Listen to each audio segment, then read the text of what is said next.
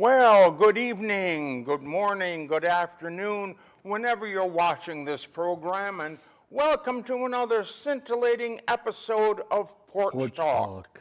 I, of course, am Paul W. Marino, and to my left, of course, is Eugene Michaelenko. And you can see we are both wearing straw hats today.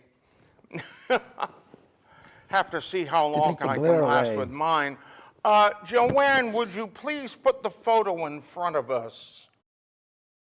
Now, this is a photo that we have shown numerous times on this program, and usually what we ask is, there are two theaters in this picture. Well, there are two theaters in this picture, but the one with the X on the roof is one, and that was the Capitol, and the other is the Paramount, which is just to the, just up above it.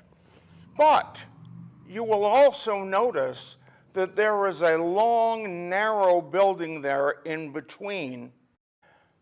Part one of this quiz is, what building is that? And what is its architectural significance? Oh, no, I won't put that in because that'd make it ridiculously hard. It was North Adams' first six-story building. But what is the name of it? And just to keep things interesting, there is also a rather famous local restaurant in the picture, and that is up to the left of the Paramount Theater. What restaurant was that? Good. I think I have a menu from that restaurant. My parents, when they dated or something, stole one. Well, I won't tell. Good. Of course, it's kind of pointless of me to tell because you've just told yourself. Everybody knows now.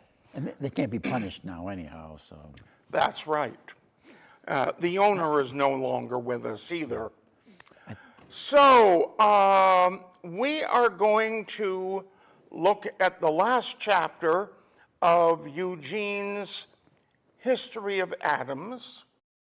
And we are starting with the title page, Developing of Mount Greylock.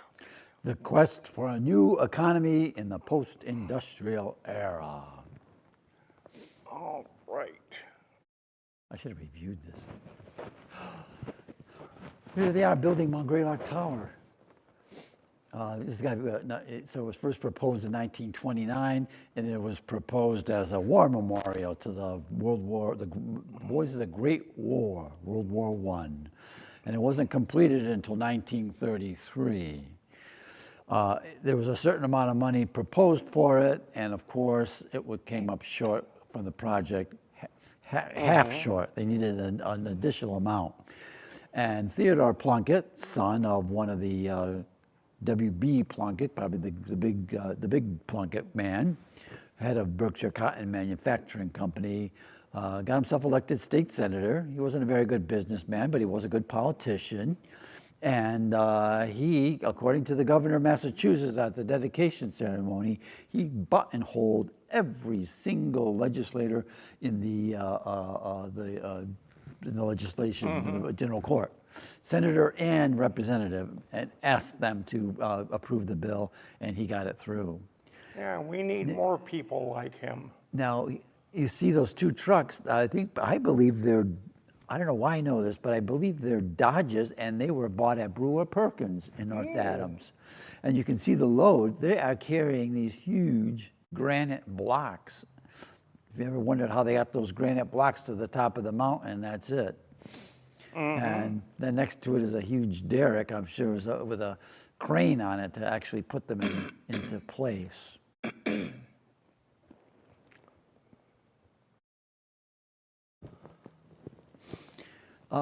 During the 30s, of course, there was a CCC camp on Mount Greylock that built quite a bit of those great stone walls up there that you see. They built a Bascom Lodge. They cut trails. Well, someone also came up with the idea we should cut a ski trail. And I think they wanted to ski. I don't know. Skiing was new in those days. But they did cut the trail in '35, and then Actually, I believe they cut two. probably I don't know Yeah, exactly. because there's the Thunderbolt, which was and is an expert trail, and then there was the Bellows Pipe Ski Trail. They both started at the same point, separated, and the Bellows Pipe was an intermediate. So that would be the Bellows Pipe Trail that exists today, the alternate route to Greylock that's not as steep as the Thunderbolt. Well, yes. It's still in existence, this trail? Yeah, well, the Bellows Pipe Trail goes from the former Bernard Farm straight in, and it connects with the Bellows Pipe Ski Trail. Okay. I've hiked that. In fact, I've hiked it with Lawrence Stevens and the trip of Nathaniel Hawthorne. Yeah, his trip to the top of Mount Greylock. No, not Nathaniel Hawthorne. The No, other guy, that Henry would David have been- Thoreau. Yes, I just remembered. Thoreau. Although I don't think he goes by the Bellows Pipe Trail, because when you go in the Bellows Pipe Trail to where the first stream crosses, and you turn right and you start walking up the hill, eventually you will come to an old cemetery. And just the other side of that, or rather the other end of that, there is an old road that crosses the stream and goes up. And I believe Lauren told me that that is the trail that Thoreau took. And does that go over the crest of the mountain, or is that still going sort of the edge? No, it runs fairly well. I have not followed it. Okay. Actually, my hiking days are over. But didn't you hike it ever, or no? No, Oh, okay. never. But it runs more or less parallel to the Bellows Pipe Trail, except it actually goes slightly uphill further. Oh, okay. Well, what we're seeing here is the finish line of the Eastern States Downhill Championship, and they held them from 35 to 42, interrupted, of course, by the war. The Nazi Germany had sent a group over in 1938, because after the whole Olympic scene of 1936, or was it also 38? Thereabouts. It was 38, probably. They wanted to come and, spink the pants of the American skiers, or, show that they were the superior skiers. Yeah, they were superior at something. Yes. And the newspaper said there were 6,000 spectators that came to watch these races. They had nothing better to do. Yeah, there could only be so many people at the finish line, so it looks here like they went up the trail as far as they could, or reasonably could. Right, and there's some good viewing spots of the skiers along that trail. So, Yeah, well, and up at Greylock, at the north end of the parking lot, there is a little building with 4 fireplaces in it. yes. And I believe that was built for the skiers, so they could keep warm while they were waiting. And that was just their starting point, with the kickoff point. Yeah. On the trail, yeah. Interestingly enough, I have a story about Greylock. that I got from my brother Mark. When he was in the Boy Scouts, they did a winter hike up Greylock. And they got up to the top, and they were so cold they couldn't hold a match to light a fire. And a guy came breezing up in a snowmobile. Wow, I made it. Oh. I hiked it once in the winter time too with my one of my cousins, and he brought breakfast, and he had eggs and orange juice. By the time we got to the top, the eggs and the orange juice were frozen. Took a little. They're frozen hard, but they were definitely ice.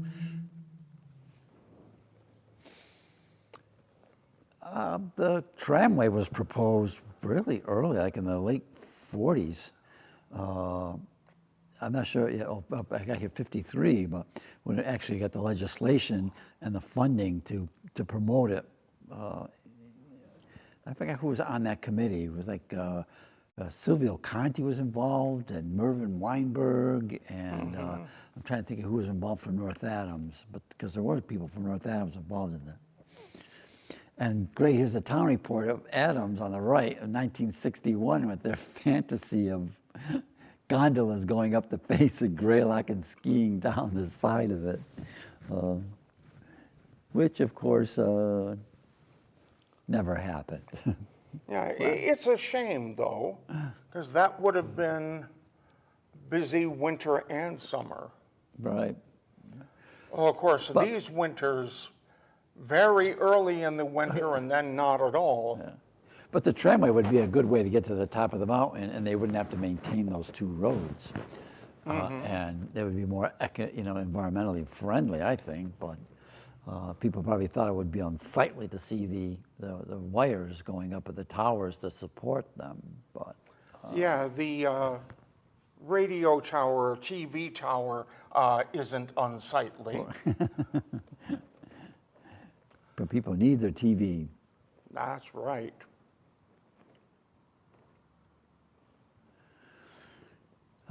Well, it sort of got blown up into the tramway became almost a ski plan, and they were going to cut ski trails down the face of Mount Greylock, which just went over, as they say, like a lead balloon. There was a group of people. Let's see if I can identify them. There's what's his name? Bill Tague is the second one in. The first man I think is their lawyer, Bill Tague. I can't remember who that third man is, but the other person is Millie Gould, who was a elementary school teacher in Adams and who lived on the Gould farm, which is at the base of Mount Greylock. And this group took them to court and and basically stopped it by I think it was a matter of. If they had the right to have a private developer on public land, which is, I think, changed, not by now, but in those days it was not allowed. I'm surprised that R.C. Sprague wasn't behind this. He may have, and I don't know what. Yeah, because he was an avid skier. He may have stayed out of it. Oh, we got the names here. Bill Riley, he's just blocked by the view here. So that's Bill Tague, the attorney Riley, Mildred Gould, and Joe Wilk. That's Joe Wilk at that far end. And he's cut off in your on the television. Can you fix that? Can you No, because this in? is full screen. Oh, okay. But there's And Joe it's Wilk, yeah. essentially doing what it wants to do. But that's half of Joe Wilk's face and body.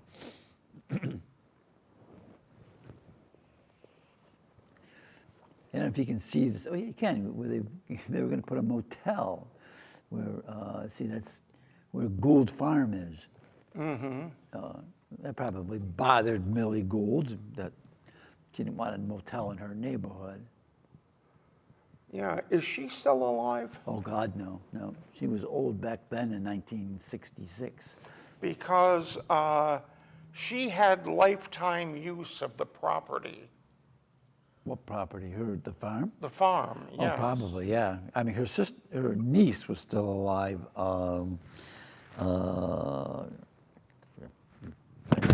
Remembering her first name, it wasn't Millie.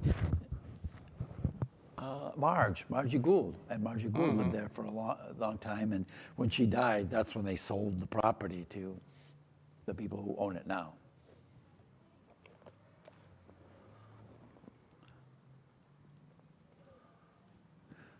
Elko Resorts.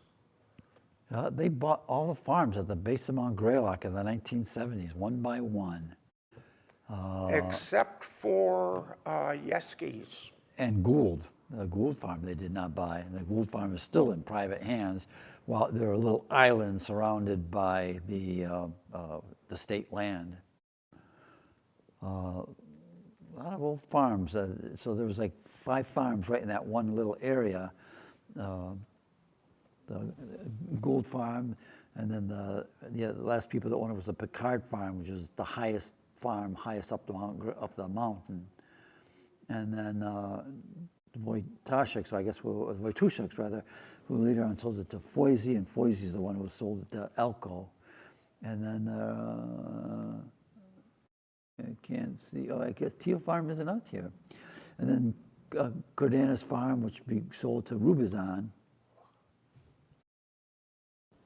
And then the Rubizon farm was sold to Lowndes. Oh, the Saddleball Lounge, one of those places that mysteriously burnt on that. There were a lot of barn fires and places that burnt down on that property. And to the middle is the site of, well, there's sort of their plan of what the hotel would look like. And that looks like there's an actual ski gondola in the middle of it. But they started that hotel. The foundation, the bottom of the foundation's work is still up there. I haven't been there a long time because it's very swampy now, so there's lots of water there.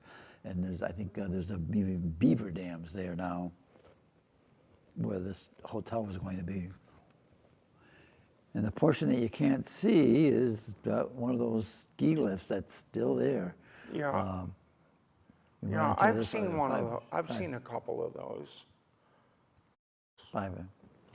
And it failed because, well, there was also environmental issues. The environmentalists did not like this idea at all and did their best to hinder it in any possible way. But what really killed it was the prime rate in 1976 and 75 went up to like 20%. Can you imagine that? Nowadays, they're talking about 0.25% raises. It was at 20% in those days to try and combat inflation. And so the man couldn't get any funding. He couldn't get any real bank funding to continue his work. But also ultimately killed that project. Oh dear. And then it came into the idea of casinos. There was actually a Kokurian out of Vegas who was actually interested in building the first casino in Massachusetts. I don't remember the history here, but 78, was there already gambling at Atlantic City? It probably could have been. So, yeah. And so they had dreamed of having a casino here in northern Berkshire, which just another one that went over like a lead balloon, as they say again. And it went to, there was a referendum on it, and county-wide it was defeated 3-1, except in Adams it actually won by not quite I think a slight majority.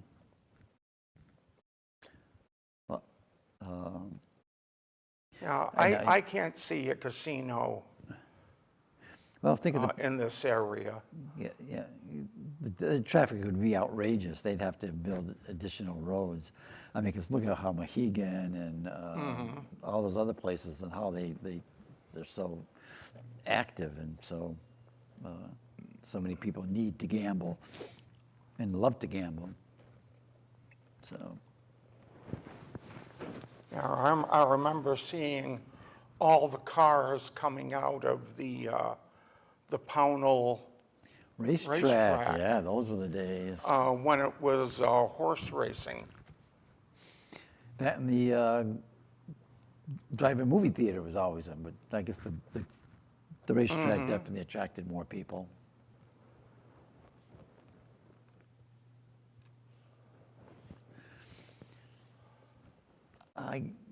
In 1984, yeah, I think the bank owned that property. You know, they took it because they had the mortgage, and he couldn't pay the mortgage.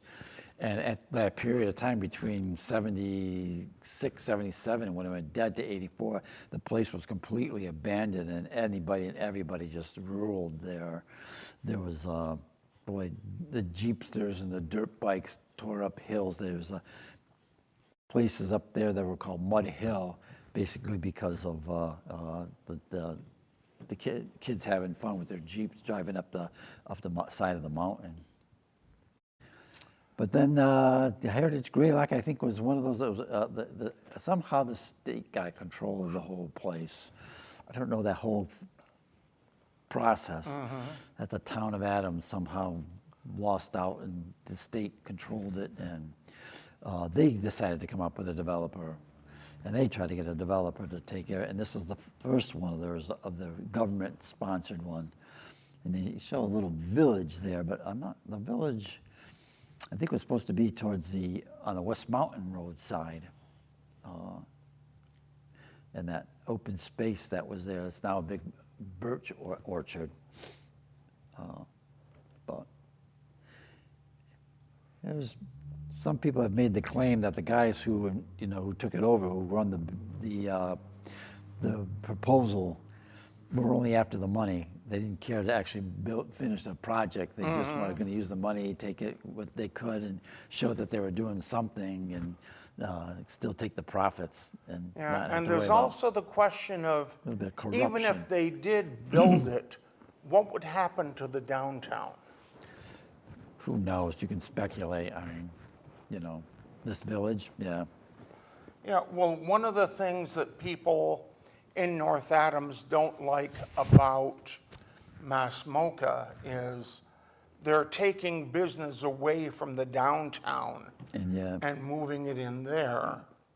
How does it work in Lee? I mean, Lee has those premium outlets, and I think that downtown Lee is doing okay. I mean, that it's still, there's a spillover. At least there's traffic. I don't know if people just come specifically to the premium outlets or if they actually visit downtown Lee as well. Oh, It's always, you can never tell. all I can tell you is that I was having dinner in a restaurant there, and I saw, drat, what's his name? Start on MASH. Alan Alda? Alan Alda. Oh, he was in, was he in a play in Stockbridge, maybe? Yeah, I remember that he was in could Berkshire be. County, yeah. Wow.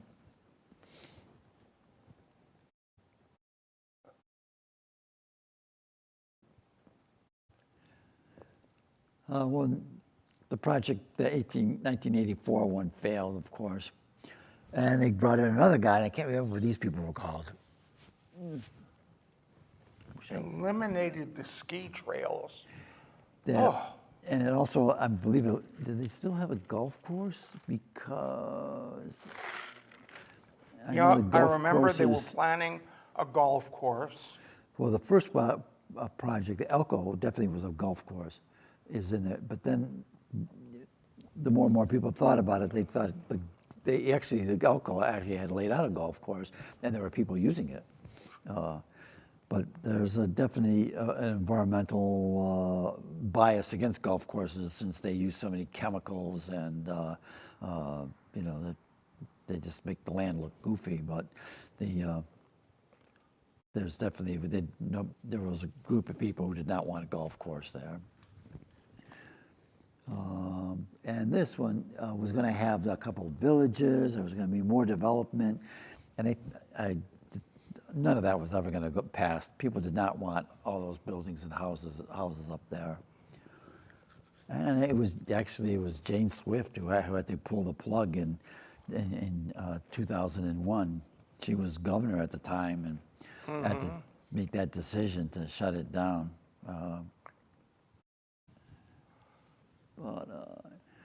And you see how it's expanded to be, ADA compliant, and there was going to be these conservation areas, and they had limited areas where there was going to be recreation, and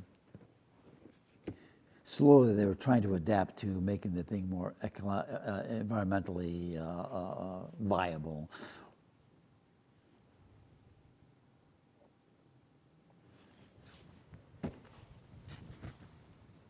You see the Gould Farm is still there. So. Except it's all white. What did they do? Cover it, the whole farm, with a white sheet? Probably. It seems kind of pointless. It was.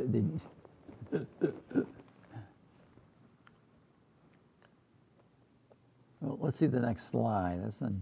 I think maybe next time may be better. Oh, look at the big target that they put there. Ooh. I wonder what they were planning to shoot at us. And this is the most recent plan that the town of Adams is acting as developer. It's changed as well. They had lots of stuff about rustic camping and campground, and now they're going to do glamping. They do have, there are no more downhill ski trails, no more golf course. And, so why are they eliminating the ski trails? Ski trails are another thing with high maintenance and a high cost. And now the thing is, bicycles. They've got all kinds of bicycle trails up there, and hiking trails. So, yeah. Kind of a shame to lose the Thunderbolt. Yeah. It takes a lot to, especially if there's no snow and they have to make snow. And now with our snowless winters. Yeah, what's been happening with the Thunderfest? I don't think it's actually, there's any skiing component left to it. It's mostly just party down on Hoosick Street, the visitor center. I don't know if the ski runners do anything, but every year there's never enough snow to actually have a real race. When was the last time that there was enough snow? Or rather, there's enough snow in December and the first half of January. Sometimes, you're right. Yeah, that does happen. We get snowstorms early in the winter that don't go on. And now I just saw on Facebook, I don't know who did this model, but they're saying that we're not even going to get any snow this year, that the snow is going to be all farther north. So that climate change is happening to the point where we will not have the winters that we're used to. But we'll see. Who can predict the weather? The Old Farmer's Almanac. Really, they're experts at this. This is just another view of it. But this one actually has the outdoor center that is being built. And then the change to this, there's the campground that they will build, or they've got a paper sign, I believe, for it, up in the upper left-hand corner. And this doesn't show the loop trail, or does it? Maybe it does. Yeah, that's the loop trail is that dotted line. But up in the upper right-hand corner, you can see the loop trail going around the big pond. And that's pretty popular. That's a beautiful trail, and that's well laid out. Is the pavilion still up there? Oh, yeah, the pavilion's still there. What happened? What was it? But there's, I think, there's more water,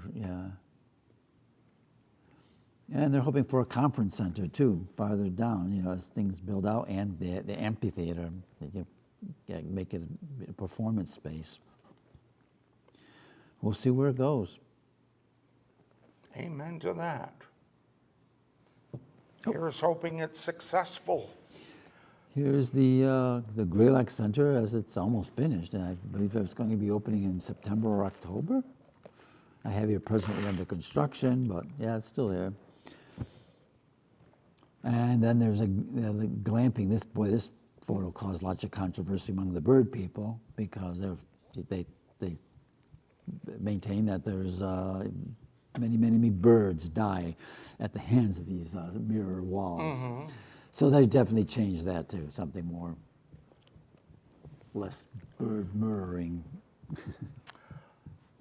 Reminds me of something that I saw, I think it was in Sweden.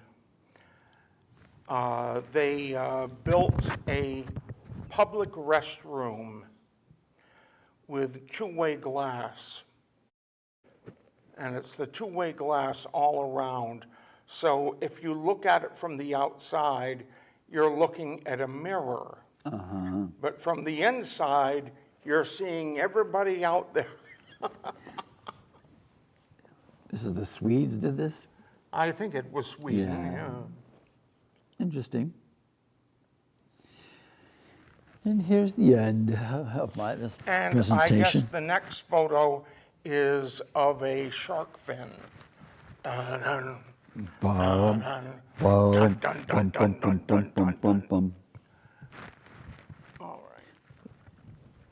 Let's escape.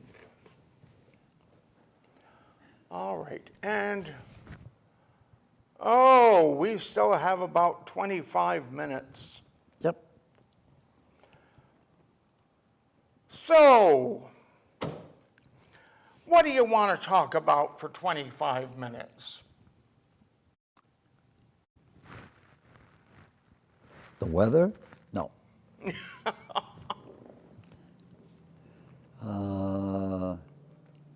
Gosh, let's see, could we talk about? We should probably review what we talked about for the separation of Adams and North Adams. I was asked that question twice in the past 3 weeks. Do you remember when we sat down and talked about this years ago at the Bounty Fair? Yes, I do. And do you remember what we said to people? My talk was always that the Hoosick Tunnel was finished in what, 75? Yeah. 75. 1875. And we separated in 78. But by 75 or 76, North Adams already had, the North Village, had almost twice as many people here than there was in the South Village. And the South Village people, the politicians, were concerned that there's no way we would have enough votes in Adams to override North Adams. Mm-hmm. And that we'd always be under the whim and the rule of North Adams. And the Adams politicians are the ones who petitioned and drove and spearheaded the movement to separate. Yeah, rather like the Florida town hall feud. Oh, right, yes. Yeah, in the 20s, women got the vote and the power shifted from the mountain to the valley. And one night, the people from the valley came up the mountain in a blizzard and found the town hall door was locked. They had canceled the meeting because of the blizzard. But they didn't announce it on the radio. Well, that's right. Because the radio wasn't invented.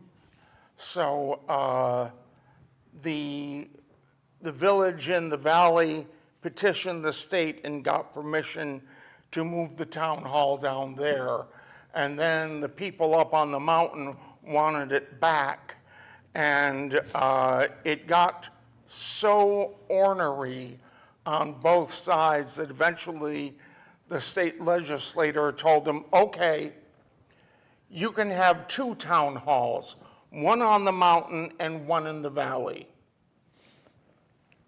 Is that still true today? Do they have 2 town halls? I don't think so. Yeah, no, because, of course, today they have modern telephones and so on. Right. And no one's climbing up the mountain in a blizzard except in a truck. Right.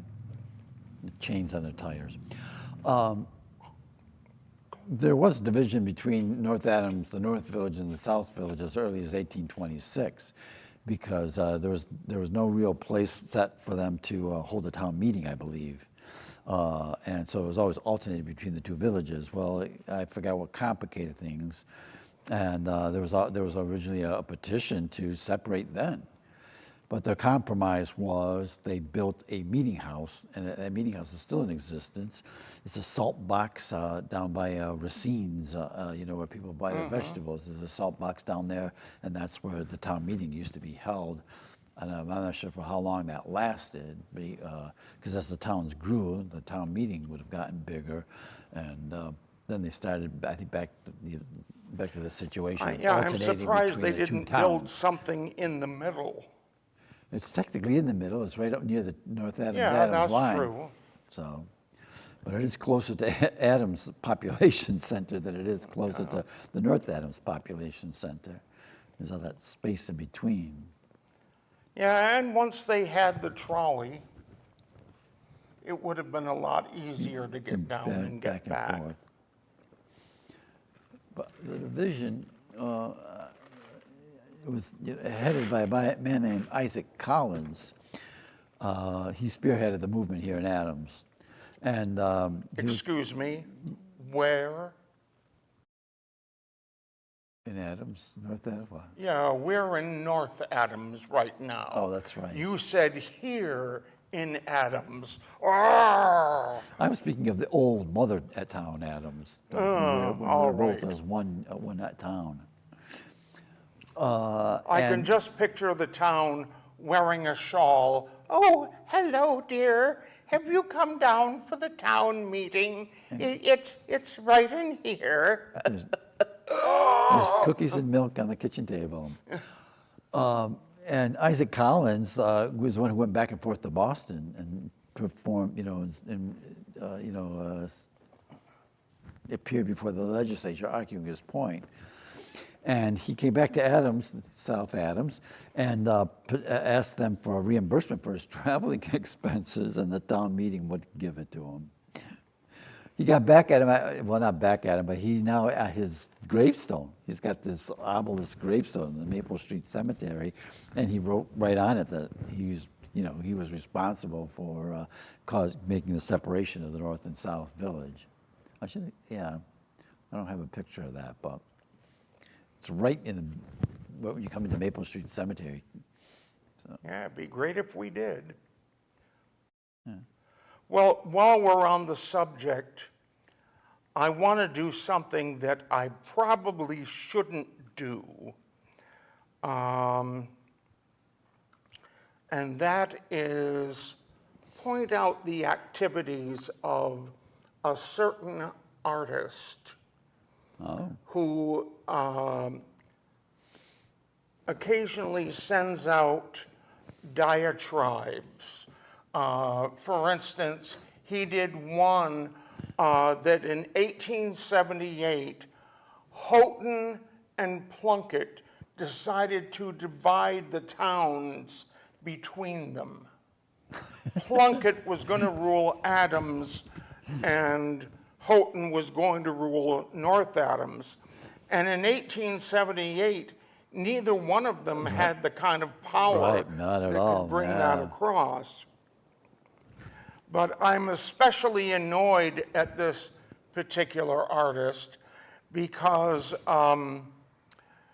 we were talking once about the North Adams Iron Company, and he was complaining that we do not have the documentation to say that the iron was produced at the North Adams Iron Company.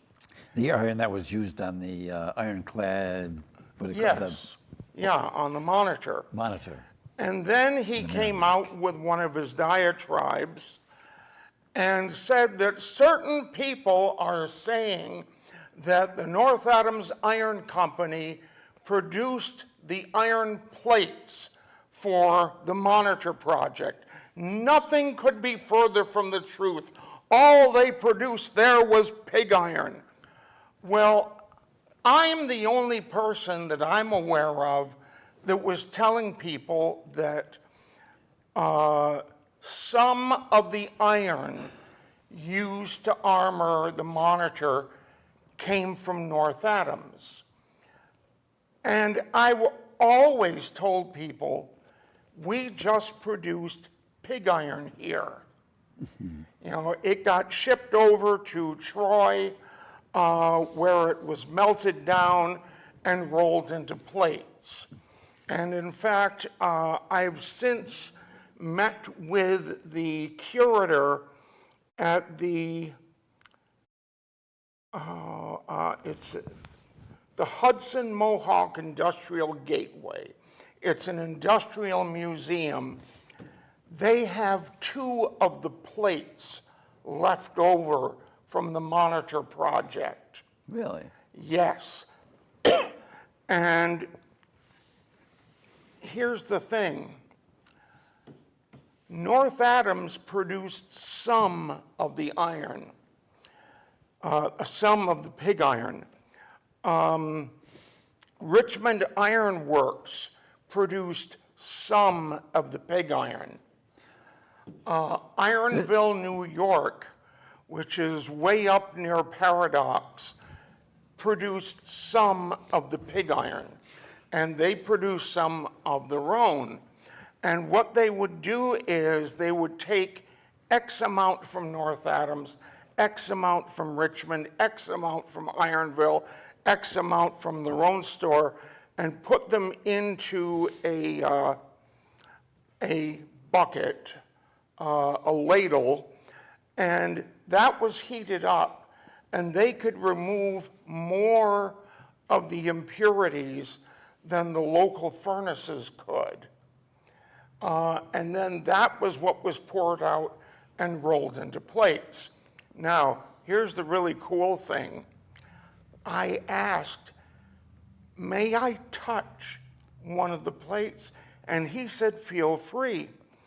And wherever you put your hand, there is a chance. Well, you see, they didn't mix it as thoroughly as they do in modern steel mills. So anywhere you touch it, you may be touching iron from North Adams, from Richmond, from Ironville. When you say Richmond, is that Richmond, Massachusetts? Yes. Or Richmond I thought there was a Richmond foundry in Cheshire. Well, there was a foundry in Cheshire. Ironworks. Most of the towns around here had their own furnaces. Now, what happened in North Adams was they had 2 mines that gave out before the Civil War. And when, oh great, I can't remember. I hate when my brain does this to me. But there was a man who came and bought it, and he began shipping ore north from southern Massachusetts, New York, and Connecticut. That is the ore that was smelted to make the pig iron for the Monitor project. His name is on the plaque that's there on the site of the furnace. And I thought that plaque, that's on, is that considered West Main Street? Yes. I thought that was put up by a descendant of the man who owned that ironworks. Yes, and she it had was some his granddaughter. Okay, and that she had some kind of firsthand knowledge of what, and that's why she did it, and she paid for it, right? She. No, she got the state to put it up. Oh, really? Okay, because I know she was instrumental in having it erected. So. Yeah, when she retired from the New York City Public Library, she began her campaign to get a monument erected in her grandfather's memory. So she was a librarian. Wow. Yes. and she wrote a lot of articles about this. And of course, we had always had, since the Civil War, we had the local tradition that at least some of the iron was used in the Monitor project.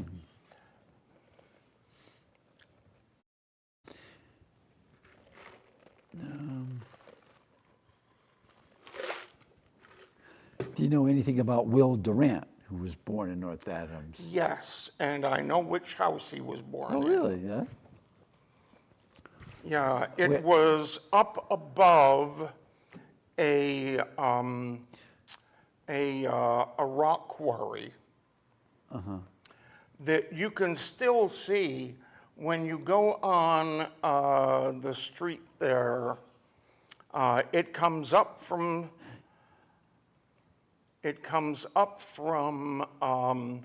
State Street and then turns left, and it runs a good way south. Well, if you walk along that street until you get past the houses, you're at a heavy-duty fence and you look down. That was the quarry. And then he was born in an apartment house one street up. And we should explain who Will Durant was. He was an author who wrote He was several a volumes. historian who, instead of studying history based on wars that were fought, he based it on culture and art and so on. He was born here. The family moved to New York when he was, I think, a year old. Oh, that's all? Oh, That's all.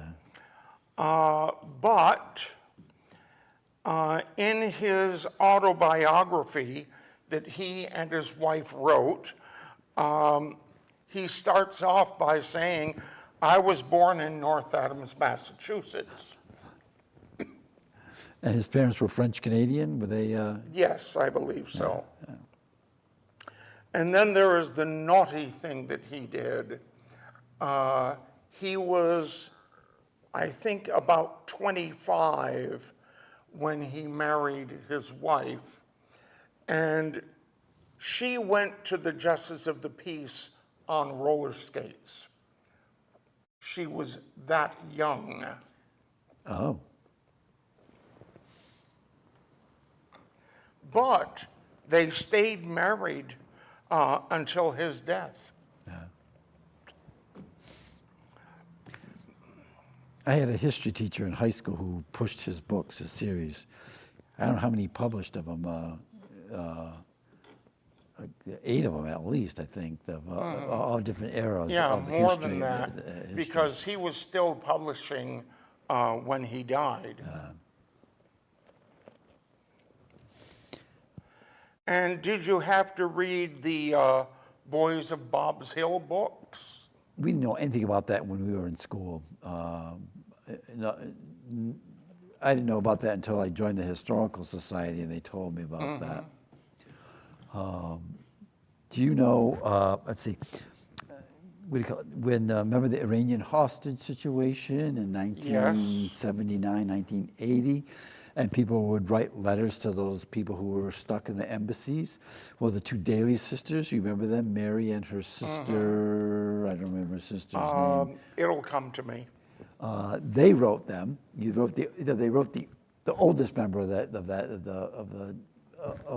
the hostages, and he wrote back. He said, "Adams, Massachusetts, is that anywhere near Boys of Bob's Hill?" And he remembered as a boy reading those adventure series. Adams was on the map, and the hostages remembered us.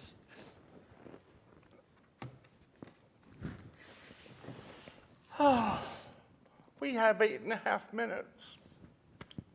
Hey, if you're tired of listening to us babble on, give us a call, 664-4408. And remember, you still have time to guess what was the name of that long, narrow block the first 6-story building in North Adams, and what was the name of the restaurant?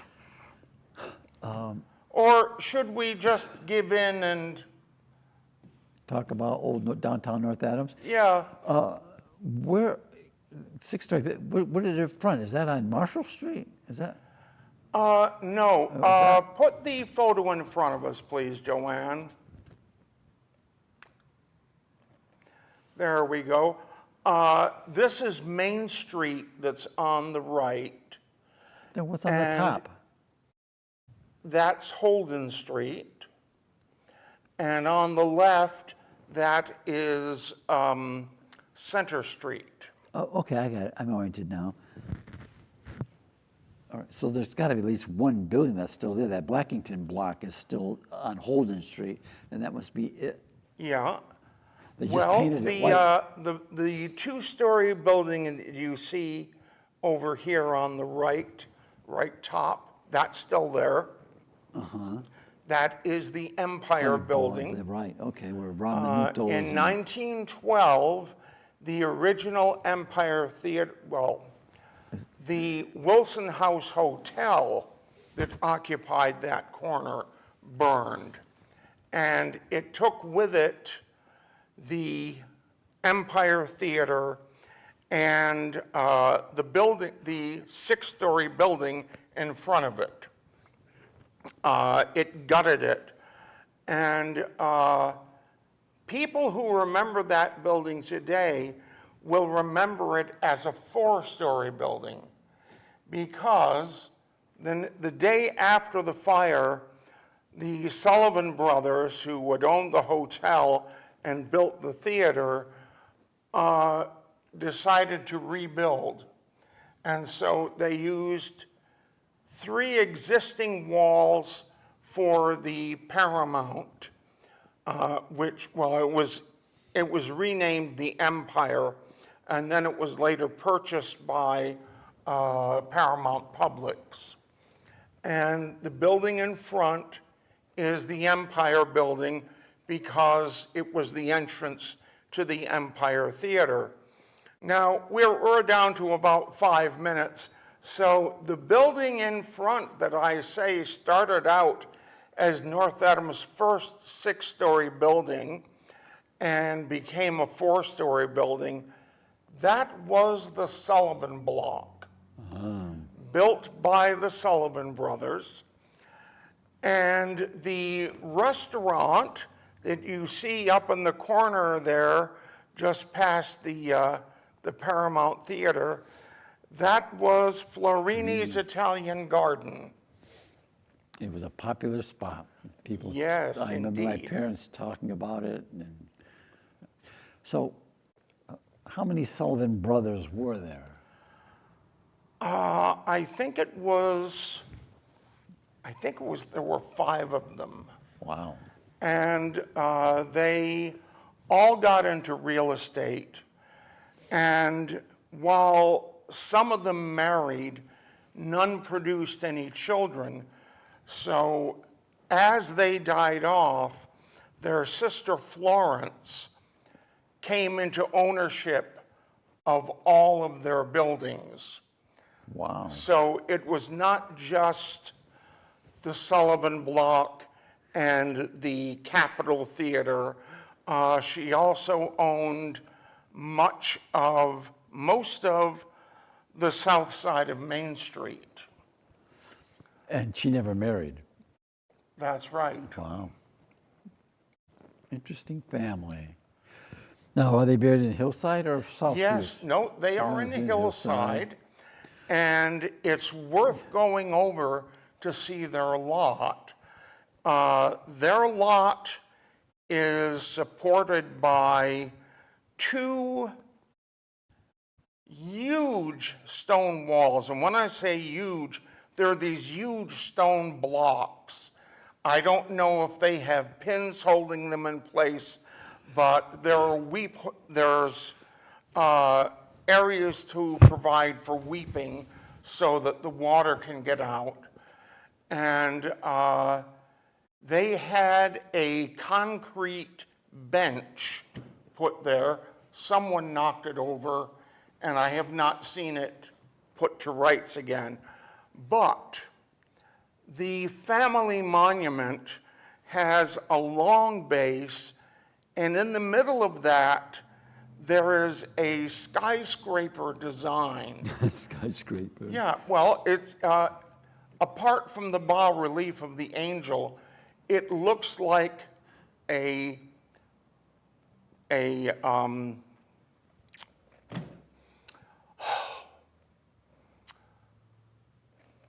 looks like a skyscraper. Okay. And I'm trying to tell you it's in Art Deco. Oh, yeah. Well, on the front of that, there is a life-size angel that is really spectacular. And when I say really spectacular, I mean really spectacular. For one thing, her wings double as her halo. Oh, I gotta look for this. And she is standing, well, her left sleeve ends at a diagonal short sleeve. On the other side, there is no sleeve. There is a strap that is coming off her shoulder, and it's got a little wrinkle to it. You can very easily make out the shape of her bust, stomach, hips, and thigh, because I believe it's her right leg is thrust partly forward. And not only can you see where her navel is, if you're tall enough, you can put your finger in her navel. Yeah, it is funny, but, and I have to wonder, why did they decide to put such a sexy figure there? So the boys never married? Oh, you said they married? Some of them married, but they never had children. but none produced any children. Hey, we've got 30 seconds left, so thank you for watching. Joanne, thank you for directing. We love you. Thank you for being here, Eugene. Thank you for having me. And Paul, thank you for being here. Oh, you're welcome. Thank you for being Paul. Yeah. So we will see you on the first Friday in September, which is, I think, 3 weeks away. Probably. Yeah, so thank you for joining us. See you in 2 weeks. Have a wonderful night.